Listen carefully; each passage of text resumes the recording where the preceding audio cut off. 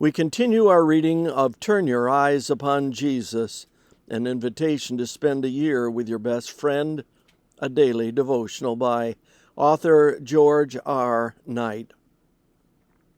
Today's reading, January 2, Jesus, Real Beginning.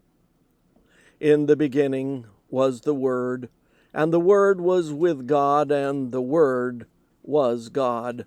John 1:1.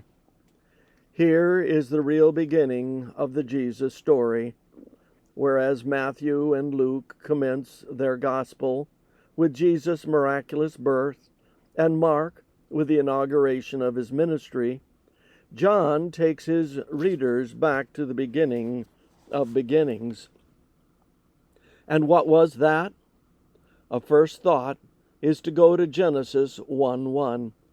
In the beginning, God created the heavens and the earth. But that is not where John 1:1 starts.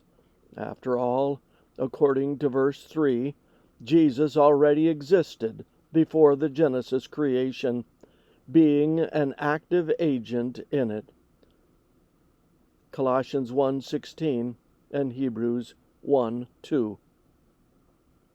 As a result, with the stroke of his pen, John draws our minds not back to the creation story of Genesis 1, but to the vast eternity before creation and the place of Christ, the Word, within that boundless infinity of time.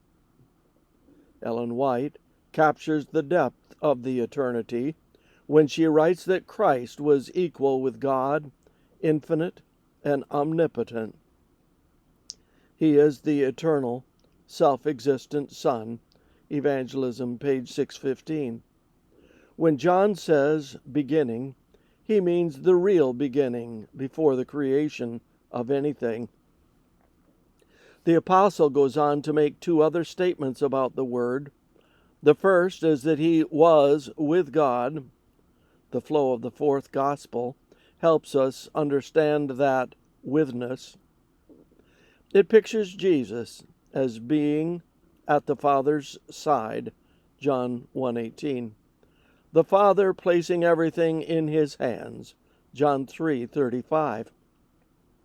He and the Father being one, John 10:30, and so forth throughout the gospel story.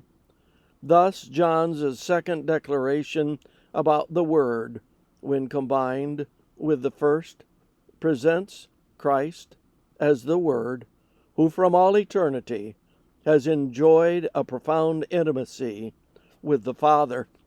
The last declaration about the Word equates him with God.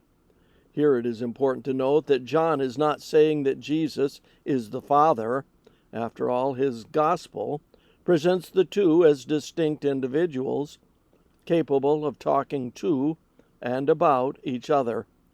Thus, both the Father and the Son are identified in Scripture as God. We might say that they share the same family name, God, but with different functions. Father, as we bow before you in prayer, our minds are profoundly affected by the fact that the baby born as Jesus of Nazareth is none less than eternal God. Thank you for the gift of all gifts. As we continue our study, help us to begin to grasp the meaning of that gift for our world and our lives.